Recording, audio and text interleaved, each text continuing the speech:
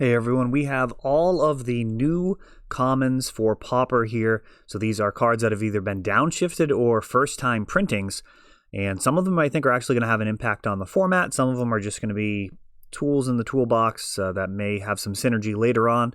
But we're going to start out here with Anointed Altasaur, 7 mana, 6/5, Reach, Trample, and Cascade.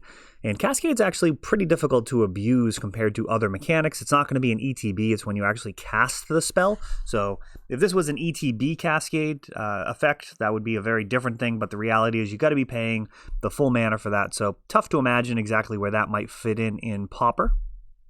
Anointer of Valor, 6 casting cost, 3/5 flyer. Whenever a creature attacks, you can pay 3. If you do, put a +1/+1 counter on that creature. Again, most of these are going to be a little expensive, and it's going to be tough to picture ways that they'll fit into the highly competitive format. I mean, Pauper has quite a high bar. Armory of Iroas, 2 casting cost equipment. When the equipped creature attacks, you put a +1/+1 counter on it, and you can pay 2 to equip. Fun, but slow. Azure Fleet Admiral, first one that I think actually has some legitimate chance for Pauper. This guy is 4 mana for a 3/3. When it enters the battlefield, you become the monarch, and he can't be blocked by creatures. The monarch controls. Very interesting card. While you're the monarch, he's a 3/3. If they become the monarch, he's going to be able to easily get it back, and that is an interesting card. I don't know that it has a home yet, but the Pauper format is likely going to be all about the monarch pretty soon. I think there's going to be a lot of impact from this set. I mean, there's just so many cards that are costed in a way where you're going to want to play them, and even if you're just stealing back the monarch from other people. So this is pretty impactful overall. I think all of the monarch cards that are being printed at common, there's just not a whole lot more that you can do better than outdrawing your opponent 2-1 when you're playing with just commons. When you talk about a control deck, that is when you have time for that the advantage to build up over time. Benevolent Blessing, 1 and a white, flash. When it enters the battlefield, you choose a color, and the creature has protection from the color. It doesn't remove auras and equipments that are already attached to it, which is interesting. So you can't, that's the way they worded that is important, because it does point out that you can't target it with new equipments and enchantments, which could be confusing for new players. Boarding Party, 5 and a red for a 6/3 haste with Cascade. Again, the cast triggers are going to make those pretty difficult to be usable. Encore on this one, Briarblade Adept, 4 and a black. When it attacks, target creature and opponent controls get -1/-1 until end of turn, and then 3 and a black to Encore it. Now, Encore is really a mechanic made for multiplayer, so if you have any type of crazy multiplayer commander designs, this could be a Pauper commander, which is hard to do, but just multiplayer Pauper, this could bear some more fruit, but in general, not really going to be a super useful card. Champion of Flame is one that people are interested in. 1 and a red for a 1/1 with trample built in, and it gets +2/+2 for each aura and equipment attached to it. There's a lot of different ways that could go. There's certainly a strong heroic deck already for every enchantment. For example, from the heroic deck, making this better would be very interesting. I don't know that it's worth a red splash, but it's a consideration. Right now, I think it's Lagoonabon Trailblazer is kind of the best thing in that deck to slap cards onto, because it costs 1 mana, but after that, it's mostly, 2 casting cost cards. They've got the Seeker of the Ways, they've got a Crow and Skyguard, I believe it is, so this could possibly be something that people play around with. I would, it's Pauper. It's really not that expensive to try out the experiment. You also can pick up that Fire Breathing enchantment as well. It's possible that there's going to be enough just red enchantments to make this work in a mono red build. The Dragon's Breath one from Theros that lets you draw a card would be absolutely phenomenal with this guy. Charcoal Diamond. The whole diamond cycle is back, and I don't really think it's going to see much play in Pauper. It is a boon for commander players that don't already own the cards, as they are actually pretty expensive right now. I think they're a couple of bucks, and that's not an expensive card, but these are probably going to be like 25, 50 cents at common. It's going to be tough for them to have any type of value. Crimson Fleet Commodore, 3 and a red for a 5/2 trample.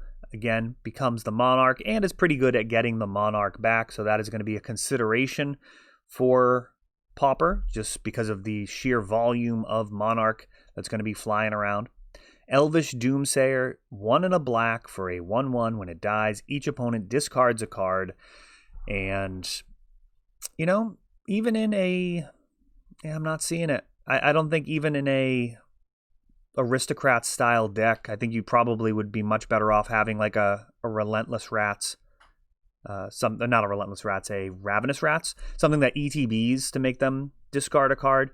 Just the fact that you have to wait for this thing to die to get the benefit really just makes it worse than some of the existing options. Exquisite Huntmaster, 3 and a black for 4/2. When it dies, create a 1/1 elf warrior, and that encore of 4 and a black.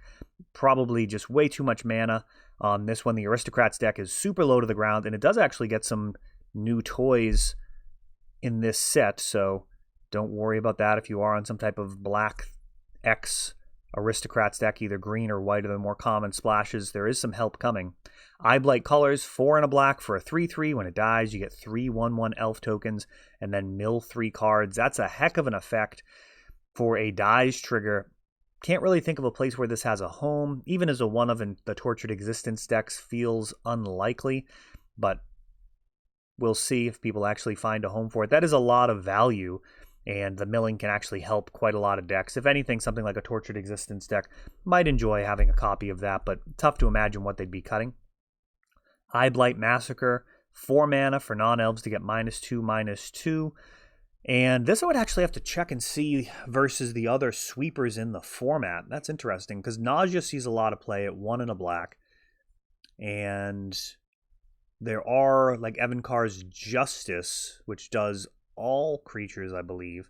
So, yeah, this one I would tentatively say this might actually be a reasonable card for Pauper. I guess I'd have to check and see. Certainly if there's a black-green elf deck that emerges at some point, they'd be very happy to play it. The fact that it doesn't answer elves, which is one of the better decks, may stop this from being a widely played card, but -2/-2 for a selective Wrath at 4 mana is within the range of playable, I would imagine. Fall from Favor, 2 and a blue. When it enters the battlefield, tap enchanted creature and you become the monarch. An enchanted creature doesn't untap during its controller's untap step unless that player is the monarch. I don't know. That's a really interesting card. Becoming the monarch is super important, and blue is getting some really good tools to do that. So this is a difficult card to evaluate. I really think that these monarch cards are going to do a lot in Pauper. I don't know if that is going to be a good thing. I don't know if Pauper players are going to be happy about that. I think it's going to be interesting, and it may push Tron a little bit. Maybe it's an answer. I don't know. We'll see. Maybe the thing about Monarch is it's an answer to Monarch. So another selective Wrath here, 2 damage to each non-pirate creature. This one I would say significantly stronger at 2 mana, 1 mana less, and then also instant speed is much more where you want to be. So this one I could definitely see as a pretty solid sweeper. Filigree Familiar, 3 mana for a 2/2. When it enters the battlefield, you gain 2, and when it dies, you draw a card. That would not shock me if that ends up seeing play at some point. You're basically negating a better part of a lightning bolt and also cantripping when it dies. So I would not be shocked if something like that ended up seeing play in Tron as a bit of a speed bump. In the past, control decks have played cards like Bottle Gnomes in order to survive the early onslaught and then stay out of range of burn later on. The thing about Life Game with Bottle Gnomes was it was just kind of sitting out there waiting to be used. So, yeah, I mean, it's about equivalent. Getting it up front instead of being able to sacrifice it later, it seems fine. Finclade Fugitives, 6 mana for a 7/4. That is a beefy elf salamander rogue. Really weird card.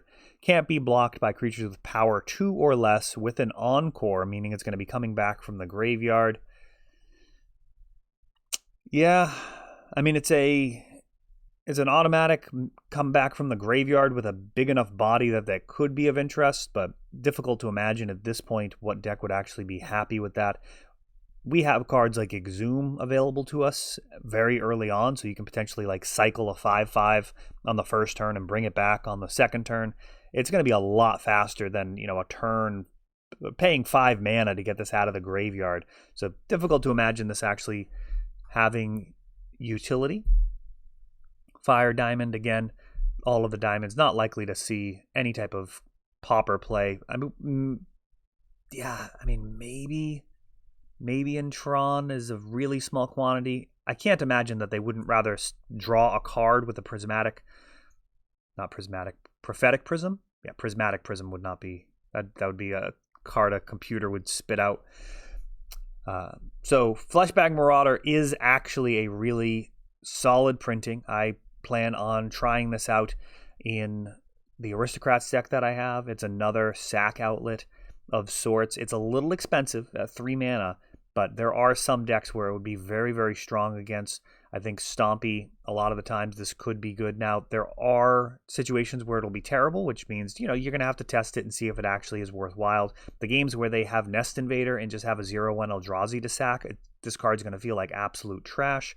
However, maybe there's a home for this. It's certainly going to ruin plans like exhuming a early creature, and any deck that's all in on just like a kind of minimalist board presence, this is a dangerous card. So like if you have like a Delver of Secrets or Gurmag Angler, this card can really ruin that plan, and you're going to have everything to sack in a aristocrats deck. You have Blister Pod and all of your creatures, all your 2-drops you're actually looking to sacrifice, and of course Mortician Beetle is going to be best friends with this card. I like the fact that it's getting downshifted too, just because I enjoy playing Pauper with cards that used to be uncommon and rare, so I like having the original versions. It's just really fun for me.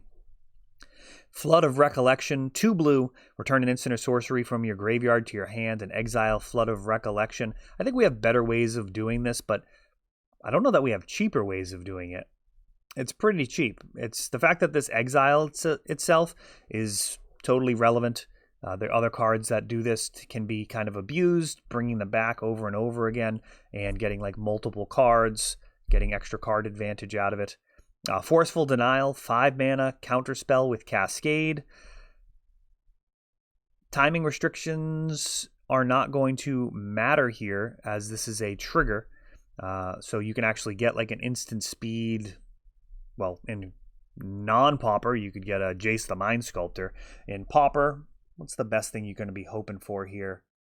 The control decks. Yeah, Stonehorn Dignitary. Yeah, it's tough to imagine where this is going to fit in, but it is a hard counter with an upside, which is an interesting card, but difficult to see where that would fit in at such a prohibitive mana cost. 5 is a lot. Force of Will costs 5, and you do end up casting it at that point more often than people that don't play Legacy would think. But that said, it's not even close to Plan A. It's just something that's nice to be able to fall back on. And the fact that we have such better counterspells available, I mean, counterspell, mana leak. I mean, there's quite a lot of inexpensive spells that get the job done. Foundry Inspector. This one is of interest for Pauper at 3 colorless. The 3/2 also makes all artifact spells cost 1 less. So there's this and Ethereum Sculptor.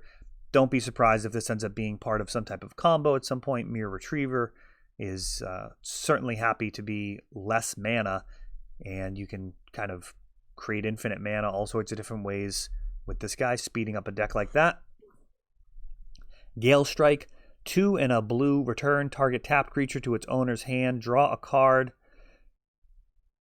I think repulse is actually common, if I recall, so no reason to expect this to be at all played. In limited, it's a brutal effect, and in standard at the time, repulse was a very solid magic card. Just returning a creature to its owner's hand and drawing a card made cards like Phyrexian Scuda and Skizix feel awful when you're spending like 4 or 5 mana and they just bounce it back to your hand and draw a card. That was a bad time for people back in the Invasion block. Haunted Cloak, 3 mana. Enchanted creature has Trample, Vigilance, and Haste. You can equip for 1. that is just like one more mana from being like a really, really spicy magic card. Giving creatures haste is one of the most important things that you can do, or powerful, I should say. Not necessarily important, but certainly a powerful effect. And one of the things that holds creatures back big time is the fact that they don't really affect the board state right away. A lot of the time you cast a creature and it gets repulsed or swords to plowshares or whatever it is that your opponent uses for removal, and it doesn't end up mattering.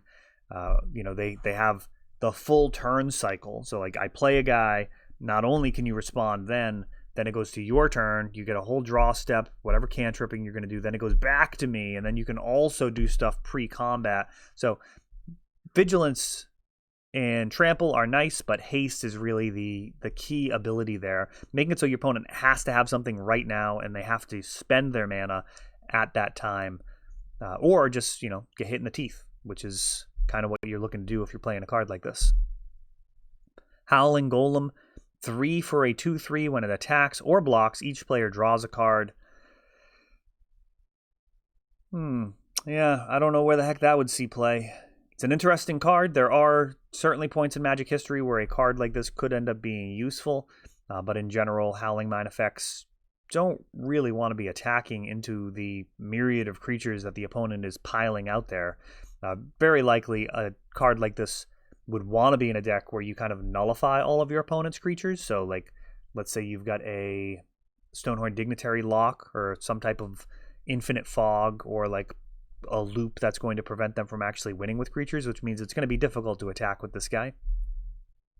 I don't imagine he's going to be any good in any other type of scenario. Impulsive Pilferer, when it dies, you get a treasure token and you get an encore out of him. That's a difficult card to evaluate right there. On the surface, there's some value. I just don't know that that's enough value. I'd have to take a look and see what else the Goblin decks are playing. It's another common Goblin, which is nice, but I think most of the Goblin decks are more of a red aggro build, not precisely Goblins. They tend to have some other non-Goblins in there, so... Yeah, Shrapnel Blast, I believe, is a uncommon, so if that ever gets downshifted, this card probably goes up in value. JLM Tome, paying 2 to draw a card, then discard a card, is a solid old school control card.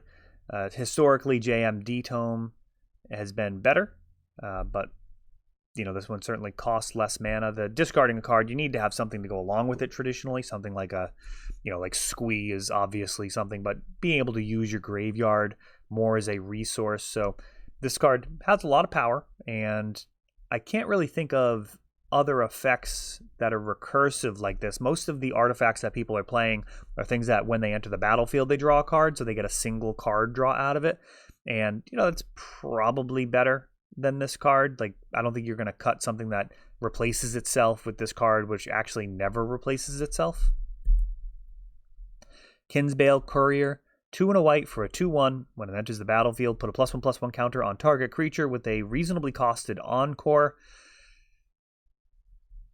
I mean, it's a fair Magic card. It's a fair Magic card with a fair encore. It's too bad I can't really think of a reason to play it in Pauper, but that is kind of fair. I mean, if there's ever like a reason for the creature types to matter, that could be relevant. Kite Sail Skirmisher, the 3/1 flyer for 4. When it attacks another target attacking creature, the same player or planeswalker. Sorry, I misread that. Whenever it attacks, another target creature attacking the same player or planeswalker gains flying until end of turn, giving your guys wings. Probably just overcosted here for seeing any type of constructed play. Lifecrafter's Gift, 3 and a green. Put a +1/+1 counter on a creature, then a +1/+1 on each creature you control with a +1/+1 counter on it. So basically, first creature gets a +1/+1, and then another one, and then any of the other creatures that already have counters, we're spreading it around. Everyone's getting +1/+1 counters. And there's going to be some decks that actually would be able to use this. I think the cost is just going to be too much. There are some creatures that have modular, or creatures whose power and toughness are set, like 0/0s that come in with 1 or 2 +1/+1 counters on them. And, this would be interesting in a deck like that, but ultimately probably not good enough at 4 mana. A 4/4 flyer for 6 is nowhere near playable. Malfed twins. When it dies, create 2/2 black zombie creature tokens. This guy is phenomenal in horde magic. I don't know if you've ever played that, but it's basically a pile of tokens and zombies. And on the horde's turn, it's a multiplayer format. You actually play against the horde, and you flip cards off the top of the deck until you reveal a actual magic card, a non-token. And then you put in all of the tokens and then cast the zombie. And they just have haste and they attack the people that are trying to survive the onslaught of the horde. It's really fun. This card, totally solid in that. So your hordes will be slightly cheaper to make now, as this card's a little bit more accessible. Maelstrom Colossus, the 7/7 for 8 with Cascade. I mean, Tron can cast it, but does it want to? I don't think so. Makeshift Munitions, 1 in a red. You can pay 1, sack an artifact or creature to deal 1 damage to any target. So close to Goblin Grenade, but that 1 casting cost makes a world of difference. I don't know that there's any decks that are really going to want to run this. It's possible that Affinity would actually enjoy having this as a closer, as they don't actually need any type of creature attack. They can just sacrifice their entire board. So we'll see. Maybe Affinity's actually interested in using this card to push through the final damage, but they already have Galvanic Blast, they have Fling, they have a lot of cards that can actually win the game, so perhaps this will actually be of value for them. Marble Diamond, Moss Diamond, both of those not likely to see play in Pauper in any significant amount, though they will be something that Commander players will sleeve up, particularly in monocolored decks. Multicolored decks tend to have more than enough mana rocks to pick from before the diamonds end up being worth it. Natural Reclamation, 4 and a green to destroy target artifact or enchantment with Cascade. Now this one's interesting. This one I actually wouldn't be shocked to see a Tron deck running like a singleton copy of, just as a value engine that can also answer artifacts or enchantments. Wouldn't shock me. Genuinely wouldn't be a card that I'd be impressed if it found a home. I mean, it seems like the type of card that can generate some value. You can, of course, hit your signets and all, not signets, your prophetic prisms and all of that type of stuff to basically turn this into a can-tripping disenchant. It's a little expensive, but Tron could conceivably want that effect, unless I'm missing some cheaper option that's already out there. Scab Goliath as an additional cost. Exile 2 creatures from your graveyard. A 6/9 Trampler for 6. Zombie Giant. Not going to see play in most Horde decks. Those are traditionally mono black. And yeah, I mean, not seeing any use on that one. Sky Diamond, that's probably the most likely diamond to see play, like in like a Tron deck. Skyraker Giant, 2 and 2 red for a 4/3 reach. Giant creature type. Nothing super exciting about that, unless there's some type of giant tribal deck down the line. I think there's some cost reducers on giants, but man, that does not feel like it could ever be particularly good. Sky Whaler's Shot, 2 in a white, destroy target creature with power 3 or greater and scry 1. That is 3 mana for a removal spell. We've got such good options in Pauper that 3 mana for a removal spell. Scry 1 just does not feel like enough of an upside to really make that exciting. Slith Ascendant, whenever it deals combat damage to a player, put a +1/+1 counter on it.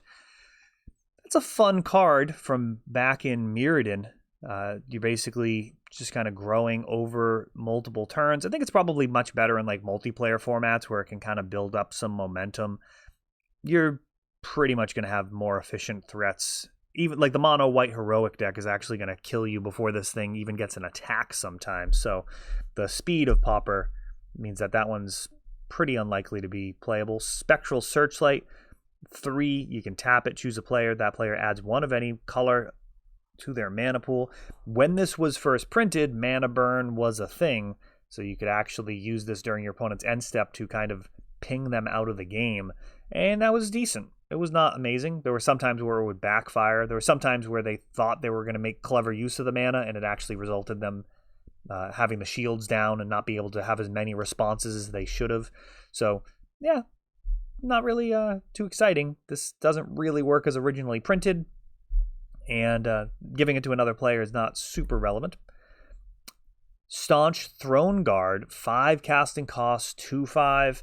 When it enters the battlefield, you become the monarch. And this is the one I think that people have been the most concerned with so far for Pauper, as, you know, this is going to go in Tron potentially and give them access to double the card draw. If they can keep you off from attacking, we're talking Moment's Peace, we're talking flickering in and out Stonehorn Dignitary, however they want to do it, holding on to that monarch is going to be brutal for Tron. And, you know, the games where Tron gets a Muldrifter down and steals the monarch, those are really, really gross games. Like, they just drag you into the deep end of the pool and drown you. And here, I mean, this is something that's just colorless mana, very easy for them to do.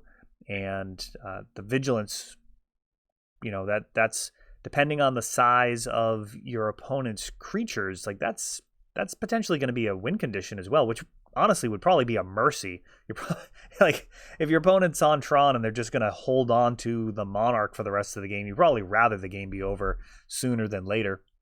The Prismatic Piper, 5 casting costs, 3/3, and if the Prismatic Piper is your commander, choose a color before the game, and he is the chosen color. So that's not going to affect the mana cost.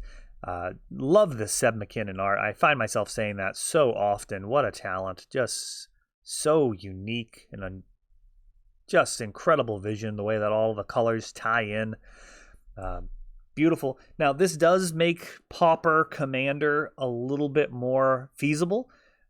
It's certainly easier to find copies of this than like Ramirez DiPietro and some of the other commons that are legendary. There's only a handful of them. I think there's only like 2, like Joven and like Chandler or something from Homelands. Those are both originally printed at common. And then there's a bunch of uncommons from Legends that were downshifted for one of the Masters sets on Magic Online. Since the list merged, you actually can play Pauper Commander and have like 2-color decks. I don't know that I've ever seen anybody do that. Usually, I mean, Pauper's a lot of fun without needing to go to that well, and I'm not sure it would really add that much fun to limit yourself. But, you know, if that becomes a thing down the line, a couple of Prismatic Pipers could be a basis for a 2-color commander deck in Pauper. And, you know, maybe that's actually just a fun thing to do, period, is to just have like a Pauper commander deck, just so when you're done stomping a mud hole and all your buddies with like actually really good decks, then you can bust out a common only commander deck. And, you know, if you beat them with that, then they'll never hear the end of it. Trove Tracker, 2 and a blue for a 2/2. When it dies, draw a card with a massive encore of 5 and 2 blue. Not really much use there for our purposes, and we're back to Annoyed Altasaur. So those are literally all of the commons that are new to Pauper. Let me know if you prefer this format, touching on all of them, or if you'd rather I just curate lists in the future. Whichever one you guys enjoy more, I'm fine with either way. I kind of just went through them all here. I could do that off camera next time and just give you the best of the best. But as always, thanks for watching. If you want to help out the channel, like, subscribe. And when we hit 2,500 subscribers, we will be giving away a custom leather playmat. Thanks for watching.